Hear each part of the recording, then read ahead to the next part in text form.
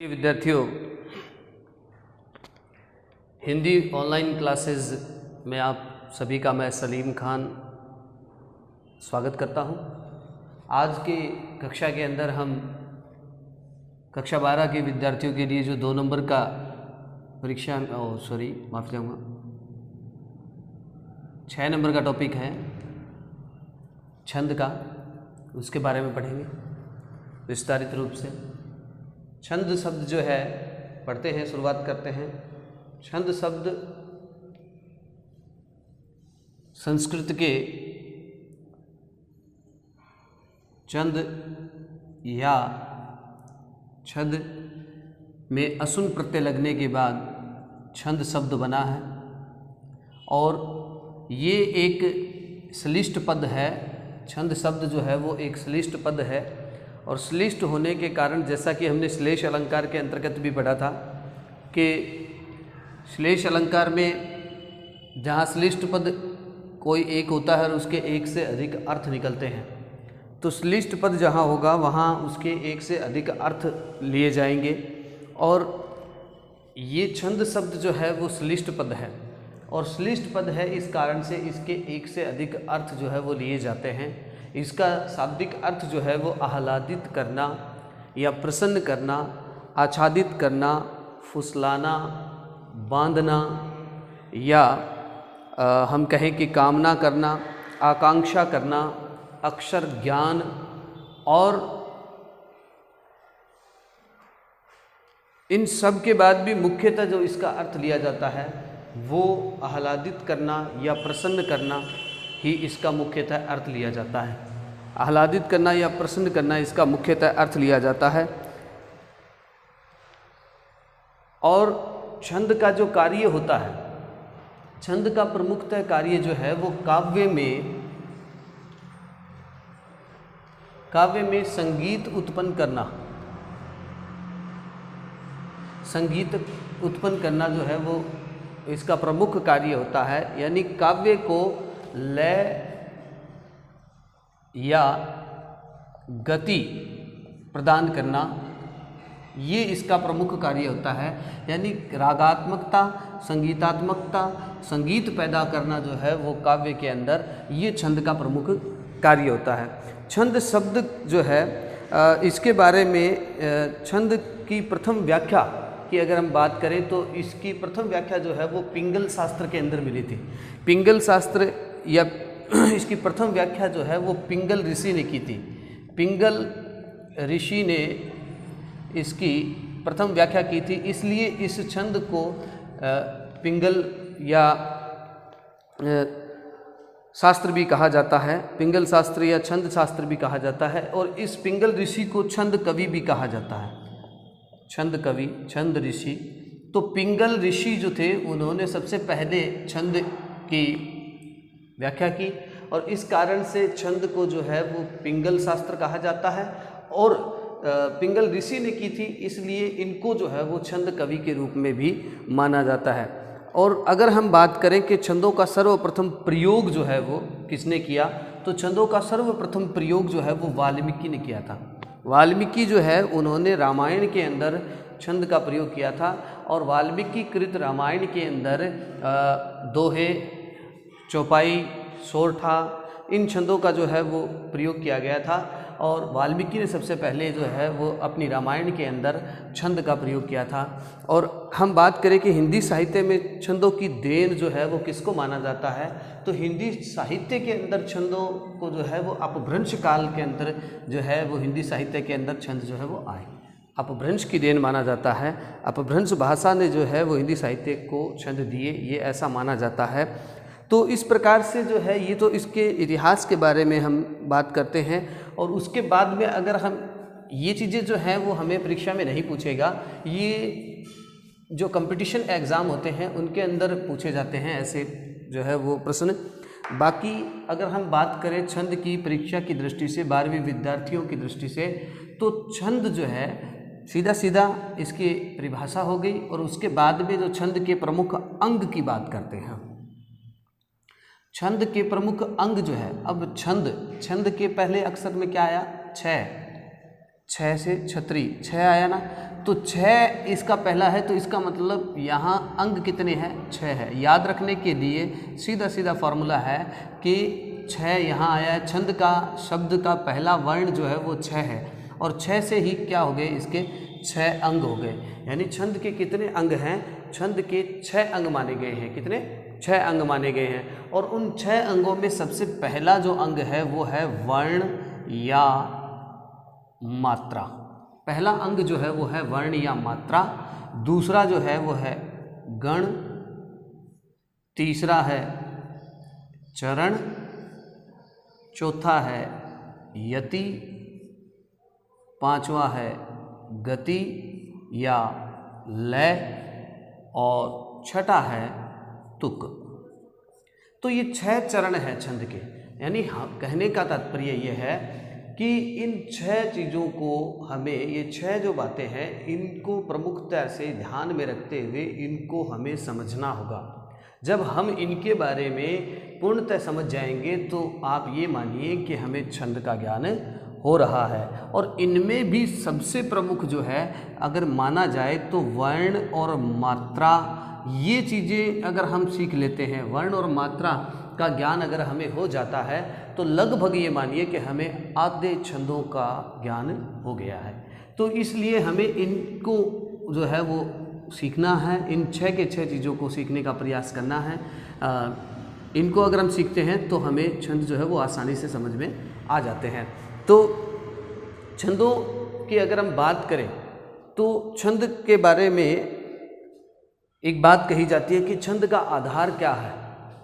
कई बार competition exam के अंदर पूछा जाता है कि छंद का आधार, जैसे प्रश्न दे दिया, क्वेश्चन दिया कि छंद का आधार है, प्रश्न दे दिया छंद का आधार है, ऑप्शन दे देंगे ए स्वर, बी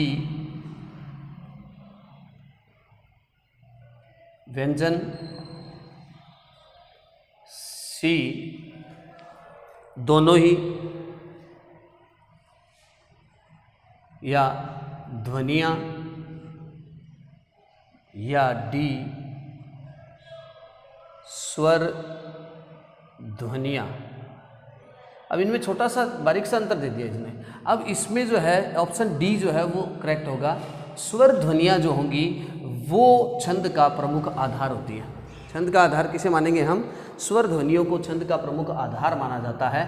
अब उसके बाद में ये तो है कंपटीशन लेवल की बातें आती हैं। अब बात करते हैं अपन इनके आधार पर। तो सबसे पहले एक एक चीज़ को हम समझेंगे कि क्या है ये चीज़ें। तो इनके बारे में हम विस्तारित रूप से अगर बात करें तो सबसे पहले नंबर आता है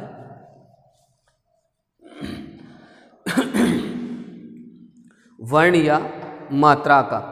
वर्ण या मात्रा, तो वर्ण की अगर हम बात करें, वर्ण के बारे में हम सभी जानते हैं कि भाषा की सबसे छोटी इकाई, वर्ण किसे कहेंगे, भाषा की सबसे छोटी इकाई जिसके और अधिक टुकड़े नहीं किए जा सकते हो वो वर्ण होते हैं। और वर्ण जो है वो स्वर और व्यंजन, स्वर और व्यंजन जो होते हैं वो क्या होते हैं, वर्ण होते हैं। स्वर और व्यंजन दोनों जो है वो क्या कहलाएंगे, वर्ण कहलाएंगे। और ये भाषा की सबसे छोटी इकाई जिसके और अधिक टुकड़े नहीं किए जा सकते हो वो वर्ण कहलाते हैं। उसके बाद में बात करते हैं हम मात्रा की। अगर हम मात्रा की बात करें तो मात्रा क्या है, मात्रा है इन वर्णों के उच्चारण में लगने वाला जो समय है। क्या, स्वर और व्यंजन जो है इनके उच्चारण में जो लगने वाला समय है उस समय को तो हम कहेंगे मात्रा काल। उस समय को तो हम क्या कहेंगे, मात्रा काल। यानी इन वर्णों के उच्चारण में जो लगने वाला समय है उस समय को तो कहेंगे मात्रा काल। और उस मात्रा काल को मापने की जो इकाई है उसे हम क्या कहेंगे, मात्रा कहेंगे। यानी इन वर्णों के उच्चारण में लगने वाला समय तो मात्रा हो गया, और इनके उच्चारण को मापने की जो इकाई है उसको हम क्या कहेंगे, मात्रा काल कहेंगे। यानी इनके उच्चारण में लगने वाला समय जो है वो क्या कहलाएगा, मात्रा काल कह।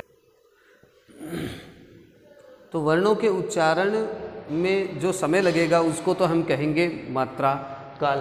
और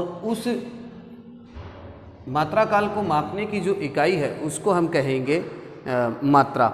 अब जो है वर्ण कितने प्रकार के होते हैं, मतलब मात्रा काल के आधार पर अगर हम माने तो वर्ण जो है इन्होंने कह दिया कि मात्रा काल के आधार पर छंद के हिसाब से लघु वर्ण, गुरु वर्ण और तीसरा एक माना जाता है प्लूत। ये तीन जो हैं वो माने गए हैं, लघु, गुरु और प्लूत। ये तीन मात्रा काल के आधार पर वर्ण, तीन प्रकार के वर्ण माने जाते हैं, जिसमें से हमारे हिंदी साहित्य के अंदर लघु वर्ण और गुरु वर्ण इन दो को ही माना गया है। प्लूत जो है वो नहीं माना गया है, प्लूत को शामिल नहीं किया गया है। प्लूत वर्ण जो है वो संस्कृत के अंदर माने गए हैं, हिंदी में केवल दो ही माने गए हैं, लघु और गुरु। तो अब हम विस्तारित रूप से जानकारी प्राप्त करेंगे लघु और गुरु के बारे में कि लघु वर्ण कौन से होंगे और गुरु वर्ण कौन से होंगे। तो जिन वर्णों के उच्चारण में एक मात्रा काल का समय लगे वो लघु वर्ण कहलाते हैं, यानी जिनके उच्चारण में एक मात्रा काल का समय लगता है वो लघु वर्ण कहलाते हैं, या हम ये कह सकते हैं कि लघु वर्ण जो है। अब बात करें अगर छंदों के हिसाब से तो लघु वर्ण जो है वो कौन कौन से होंगे, तो ए, छोटी ई, छोटा ऊ और री, ये जो हैं ये लघु वर्ण होंगे। कौन कौन से? ए, छोटी ई, छोटा ऊ और री, ये जहाँ होंगे वहाँ लघु वर्ण माना जाएगा। और इसका जो सिंबल होगा, इसका जो निशान होगा, जो चिन्ह होगा वो होगा ऐसे, ये लघु वर्ण का निशान है। और इसको काउंटिंग किया जाएगा, गिना, जब गिनती करेंगे तो इसको गिना जाएगा एक, इसको एक गिना जाएगा। अब बात करते हैं हम अगर गुरु वर्णों की, तो गुरु वर्ण, अब इनके अलावा ए, ई, उ और री, इनके अलावा जो बच गए, यानी कि आ, बड़ी ई, बड़ा ऊ, ए, ऐ, ओ, औ, अंग और अह, ये जहाँ होंगे ए, आ, ई, उ, ए, ऐ, ओ, औ, अंग, अह, ये जहाँ होंगे वहाँ माना जाएगा गुरु वर्ण। और इसका जो चिन्ह होगा वो होगा एस, एस जो है वो इसका सिंबल होगा। और इसको गिना जाएगा दो, दो के रूप में इसको गिना जाएगा, यानी लघु वर्ण जो होंगे ए, ई, उ, री, और इसका सिंबल ये होगा और इसको एक में गिना जाएगा। गुरु वर्ण जो होंगे आ, बड़ी ई, बड़ा ऊ, ए, ऐ, ओ, औ, अंग, अह, और इसका जो सिंबल होगा वो एस होगा, अंग्रेजी का एस, और इसको गिना जाएगा दो में। तो ये इसकी पहचान के तौर पर, जैसे उदाहरण के तौर पर देखते हैं, जैसे हमने नाम लिखा, अब मैं ये कहूँ कि इस नाम पर जो है वो मात्राएं कितनी हैं, भी मात्राएं गिनिए कि इसमें कितनी मात्राएं हैं। तो इसकी मात्राएं गिनेंगे। आमतौर पर विद्यार्थी क्या करते हैं कि एक कि सर एक ही मात्रा है इसके ऊपर, तो बाकी दोनों पे तो मात्रा है ही नहीं, एक ही मात्रा है। नहीं, ऐसे नहीं गिनी जाएगी मात्रा इसकी मात्रा इस आधार पर गिनी जाएगी। तो देखिए लघु वर्ण यानी ए जहाँ होगा वहाँ लघु वर्ण होगा। तो से में क्या है? ए है, तो यहाँ लघु वर्ण होगा। फिर उसके बाद ली में बड़ी ई है, तो ये बड़ी ई यहाँ है गुरु के अंदर, तो गुरु मात्रा लगेगी इसके ऊपर। और उसके बाद में मैं जो है उसमें ए है, तो इसका मतलब यहाँ भी क्या लगेगी? लघु मात्रा लगेगी। तो लघु गुरु लघु, इस प्रकार से मात्रा लगी है इसके ऊपर, लघु गुरु लघु। अब लघु गुरु लघु, अब मैंने जैसा बताया आपको कि लघु को गिना जाएगा 1 और गुरु को कितना गिना जाएगा? 2। तो इसका मतलब यहाँ कितनी मात्राएं हुई कुल? तो 1 और 2 3, 3 और 1 4, यानी इस नाम में कुल कितनी मात्राएं हैं? 4 मात्राएं हैं। यानी इस नाम के अंदर कुल जो है वो 4 मात्राएं जो है वो काम में ली गई है। तो यहाँ इस प्रकार से मात्राएं गिनी जाएंगी। अब हम इनमें मात्राओं के अलग अलग और भी नियम हैं कि किस प्रकार से मात्राएं जो हैं वो बदल जाएंगी या क्या इनमें बदलाव का तरीका होगा उसके। और अगर देखें तो इसका पहला नियम कह दे हम, पहला नियम ये कहता है कि आधा वर्ण जहाँ भी होगा, आधा वर्ण जहाँ भी होगा हलंत वाला, जैसे कै है और कै के नीचे हलंत लग गया आधा, ये आधा जहाँ भी होगा उससे पहले वाला, यानी कि जैसे मैं लिखूं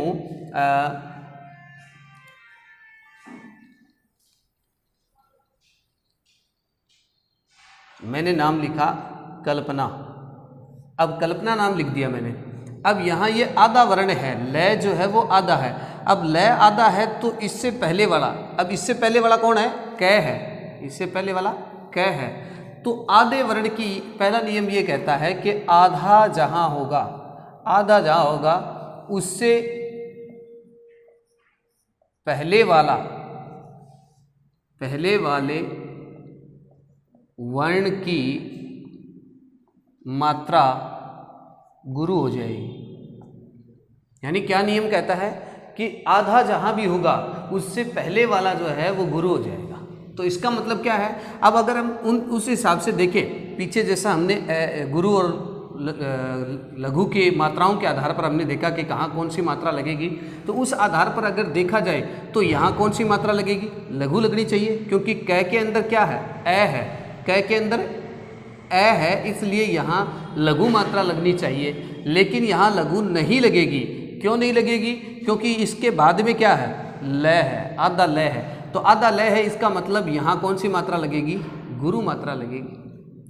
लय इसमें शामिल हो गया, पै बच गया, तो पै के अंदर ए है इसलिए लघु, और ना आ के अंदर क्या है, आ है, तो इसका मतलब गुरु।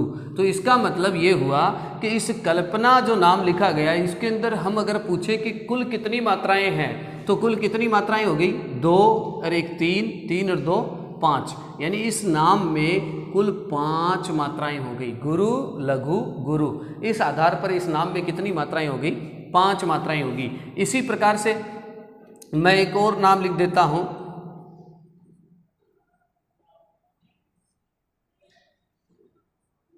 मैंने लिखा ब्रह्मानंद, ब्रह्मानंद नाम लिखा। अब मैं कहूं कि इसके ऊपर मात्राएं लगाओ कि कितनी मात्राएं आएंगी इसके ऊपर, तो बै आधा है या रै आधा है। सबसे पहली बात तो ये है, पूछने वाली बात ये है कि इस शब्द के अंदर आधा कौन सा है, बै आधा है या रै आधा है। आमतौर पर बच्चे जो है वो ये मानते हैं कि बै के नीचे आधा रै लगाओ, तो ये रै आधा नहीं है, यहाँ पे बै आधा है। हमेशा ध्यान में रखना ये बात को कि जो नीचे होगा वो पूरा होगा, जो ऊपर होगा वो आधा होगा। भी मान लो ये पेन है और मैंने इसको उठा रखा है, तो इसका मतलब हो ना हो इस कलम से तो ज़्यादा ही मेरे में वज़न है, इसलिए तो मैंने इसको उठा रखा है। तो बै को रै ने उठा रखा है, न कि बै ने रै को उठा रखा है, इसलिए यहाँ जो है वो रै तो पूरा है और बै आधा है, रै पूरा है और बै आधा है। इसी प्रकार से ये है और मैं की बात करें तो है पूरा नहीं है, यहाँ पे मैं पूरा है आधा है, ठीक है। ऐसे ही मैं और भी बता देता हूँ आपको, प्रेम नाम है।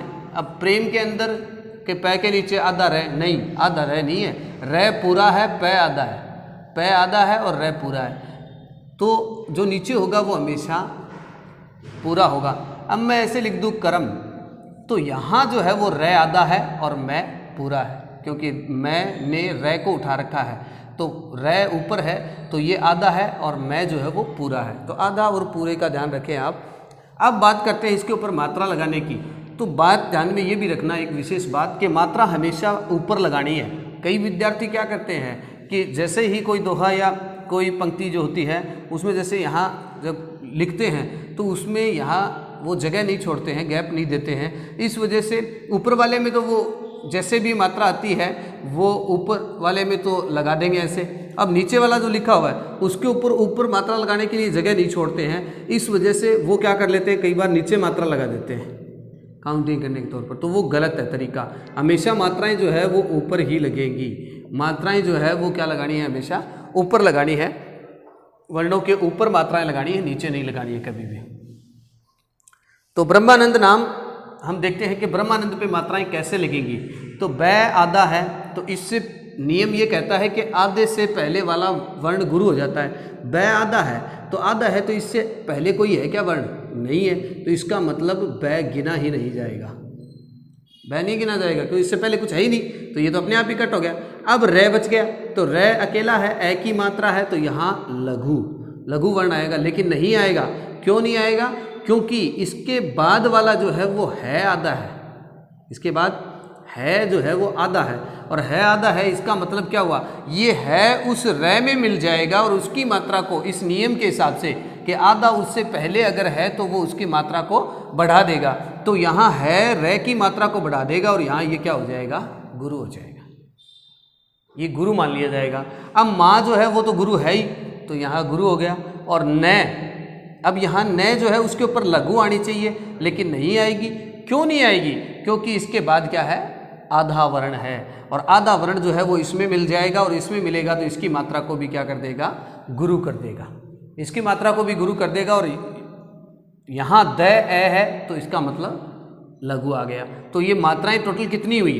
गुरु गुरु गुरु लघु, यानी 2 2 4 2 6 और 1 7 मात्राएं इस नाम में हो गई। तो पहला नियम जो है वो हमारा ये कहता है कि आधा वर्ण जहाँ भी होगा उससे पहले वाला जो वर्ण है वो क्या हो जाएगा? गुरु हो जाएगा। ऐसे ही हम और नाम देख लेते हैं। सप्रेम है,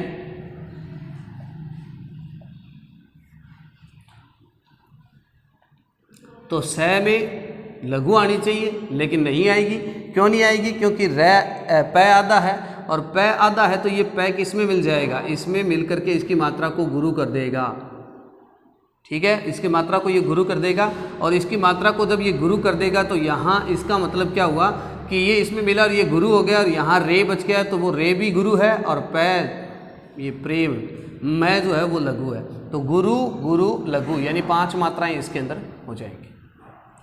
तो पहला नियम ये कहता है कि आधा जहाँ भी होगा उससे पहले वाला वर्ण जो है वो क्या हो जाएगा? गुरु हो जाएगा। ये पहला नियम कहता है इसका।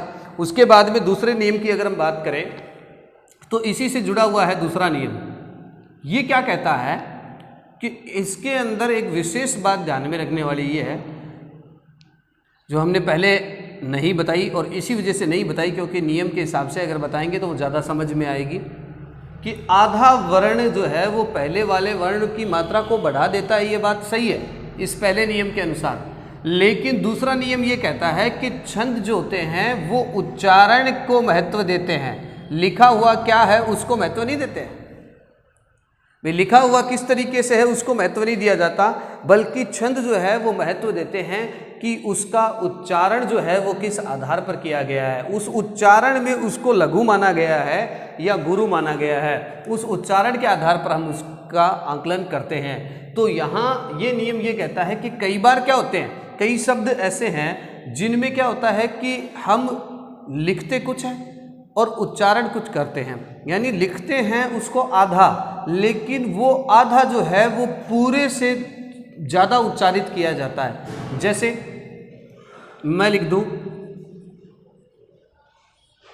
कुम्हार शब्द लिखा, मैंने कुम्हार शब्द लिखा, अब मैं इसमें मैं आधा है और कु में लघु मात्रा आनी चाहिए और लघु मात्रा यहाँ आती है, लेकिन इसके बाद में क्या है? आधा। ऊपर वाले नियम के अनुसार देखिए, ऊपर वाले नियम के अनुसार आधा जहाँ होगा वो अपने से पहले की मात्रा को बढ़ा देगा, तो ये आधा है, ये अपने पहले से मात्रा को बढ़ा देना चाहिए, इसको को की मात्रा को गुरु कर देना चाहिए इसको, लेकिन नहीं कर पाएगा। क्यों नहीं कर पाएगा? यहाँ ये नियम फेल हो जाता है। क्यों नहीं कर पाएगा?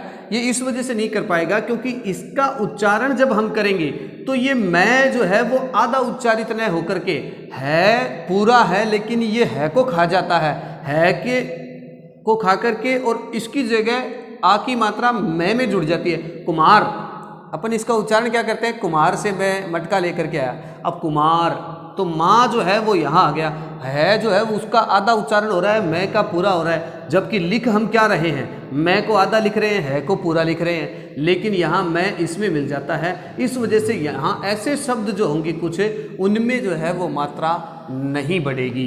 जैसे यहाँ लघु है तो लघु ही रहेगा, और ये गुरु है, ये गुरु हो गया, और रै लघु है। इस प्रकार से मात्राएं आएंगी। ऐसे ही जैसे कुलाड़ी है,